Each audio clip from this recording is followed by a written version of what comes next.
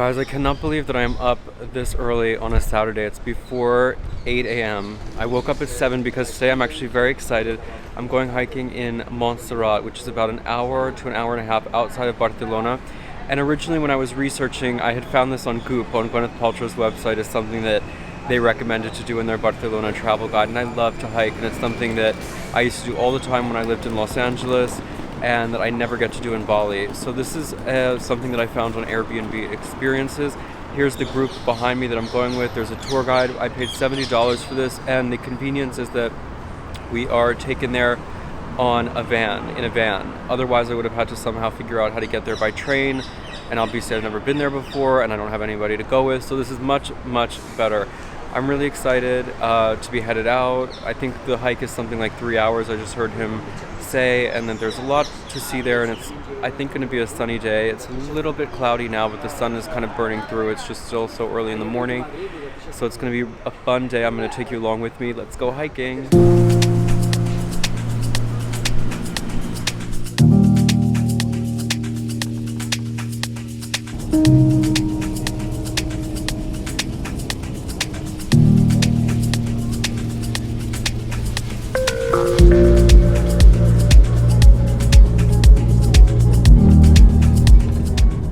For me, it's not hard, but it depends also obviously on how much sport do you do, if you walk regularly.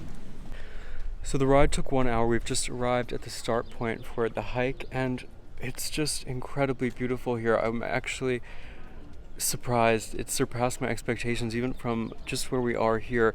These incredible rock formations over here behind me are really incredible to look at, and very different landscape than anything I have seen for a very long time. It just feels ancient. It feels, I don't know, it feels really different. It's incredible.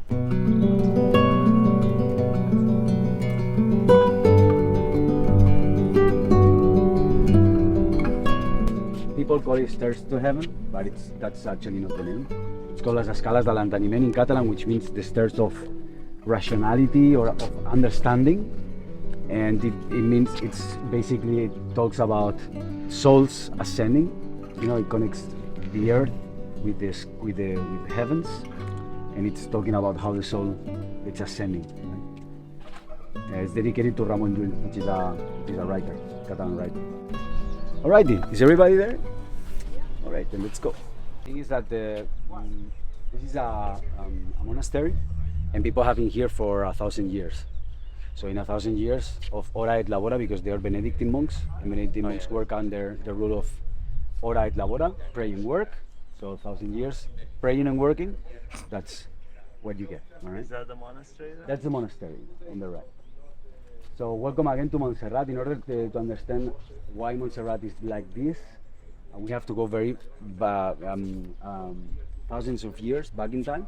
The first remains that we have here, maybe you can go a little bit there so everybody can see. The first remains that we have here in this mountain is 4,000 years old. Okay, this comes from the Neolithic era. We found some pottery on the south face of the mountain. The south face is the face that we were seeing when we arrived to the mountain. And they came, as I said, in form of pottery vessels where they used to store grain and other foods. Later on, the Greeks, the Romans, the Ibers, the Celts, Saracens, which are the Moors that invaded Spain for centuries, and then later on, Christians. Right? A lot of people gave different names to the mountain. Most of them related to the pinnacles that you see that look like phalluses. For example, the Greeks called it Mons Priapus. Priapus is the god of fertility and gardens in the Greek culture. The Romans called it Mons Veneris as an homage to Venus, the goddess of fertility too. But it was not until the 9th and 10th century that the current name was established, as I mentioned already in the van, Mons Serratus, the serrated mountain, because the shapes that you see in the top, they look like the teeth of a saw, right?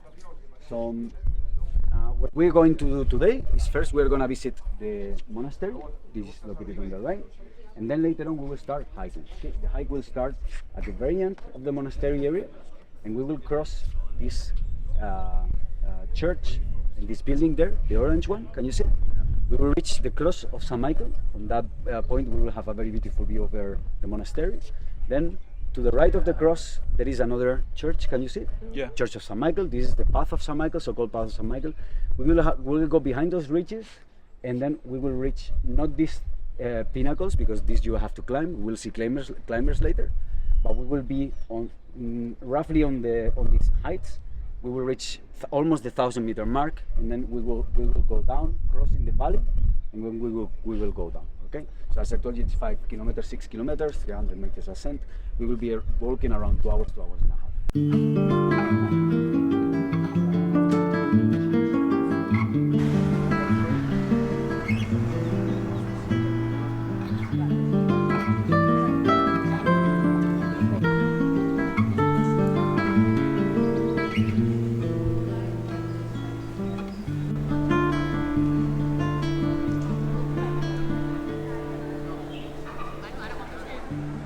Another thing that I've just learned on this walking tour is that this Black Madonna is the patron saint of all Catalonian people, and all Catalonian people are supposed to, according to their religion, make a pilgrimage here, walking from their place of birth here at least once in their life.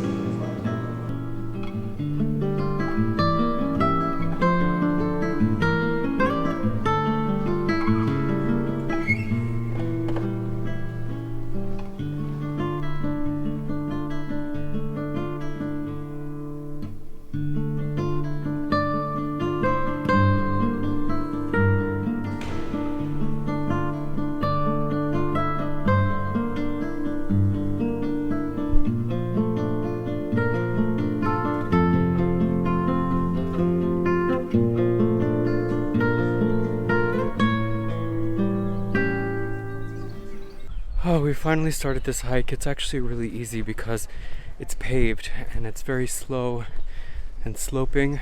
The elevation that we're going to reach is 300 meters, which doesn't seem like a lot. I think going up the 7 flights of stairs that I do multiple times a day to my apartment is probably like 100 meters or something. At least it feels like a lot. It's 118 steps. But anyway, I think that this is a pretty easy hike for just about anyone. I see also some older people here. It's very lovely. I mean, the weather is gorgeous today. It's sunny, but it's not too hot yet because it's still early in the morning. I think it's only probably 10 a.m. So, a nice day, a nice way to spend a Saturday afternoon.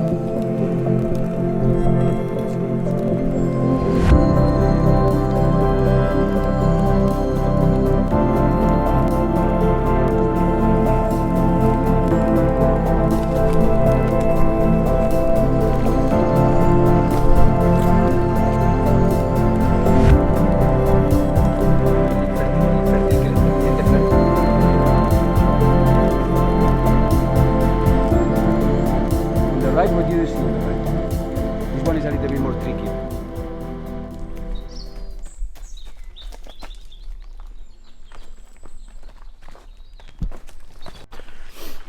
So we're headed back down the mountain, and actually it's all stairs on this path on the way down, which is much easier going down. And once you're accustomed to living on the 7th floor of a building, it's really no big deal. But I do think that you have to be of like medium, decent fitness to do this hike, especially in the parts that are not necessarily paved and you're going up and down rocks and things. But it's just so pleasant to be here, and it's not very crowded today, and just listening to the sounds of the birds. It's absolute heaven to breathe this fresh air, to be out in nature. And this is how actually they attacked us. But in the French Pass, that it's a narrow area, some of them were killed, and that's the reason that as a retaliation. This little area that we've just come through is called the French Pass because it was apparently used by the French army in the Napoleonic Wars to come and invade this area. Actually, I've also learned today that the monastery that we visited in the beginning of this trip had been destroyed during that war and parts of it rebuilt, I think around 100 years ago or so, maybe more.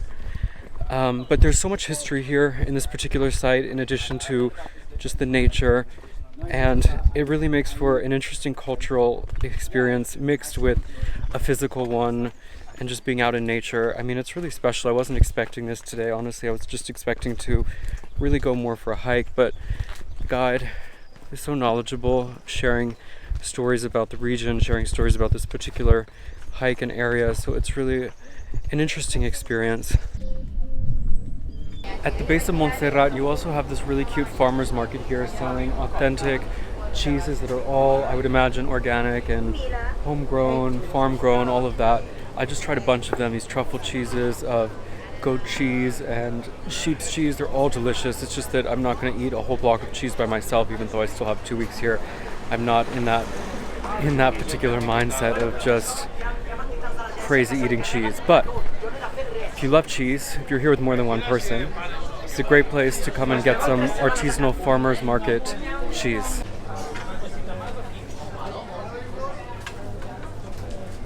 So the hike is now finished. I'm walking back to the meeting point. It's been a really lovely, lovely day. I actually would have spent more time here on my own had I come not in a group, just walking around, taking it more at my pace.